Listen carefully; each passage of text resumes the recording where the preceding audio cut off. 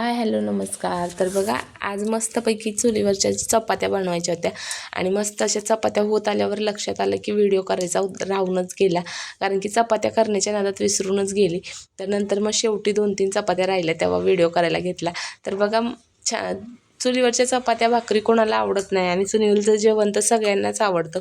असं कोणच नसेल ते ज्यांना. शहरामध्ये राहतो तेव्हा आपण मुद्दाम अशा ठिकाणी जातो जिथे चुलीवरचं जेवण भेटतं आणि चुलीवरच्या चपात्या आणि भाकरीची चव ही एक वेगळी चव देते. कारण की काय माहिती त्यात काय असतं, की आपण गॅसवर कितीही बनवण्याचा प्रयत्न करा परंतु चुलीवरची चव कशालाच येत नाही.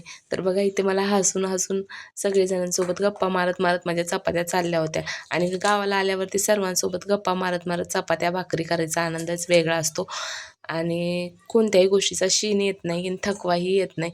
कारण की सगळेजण सोबत असतील आणि हसून खेळून जर आपण जेवण बनवत गेलो तर त्या गोष्टीचा कंटाळा येत नाही. तर बघा अशा छान पांढऱ्या शुभ्र चपात्या तयार आहेत आणि त्याची चव पण छान लागते आणि आम्ही तर खूप छान पद्धतीने खाल्ल्या आणि शेतामध्ये जाऊन खाल्ल्या. तर लाँग व्हिडिओ येईलच. या चपात्या घेऊन मी शेतामध्ये गेली होती. आम्ही जेवणं केले शेतामध्ये आणि बघा तर झाल्या माझ्या चपात्या आणि व्हिडिओ आवडला तर नक्की लाईक करा, शेअर करा. धन्यवाद.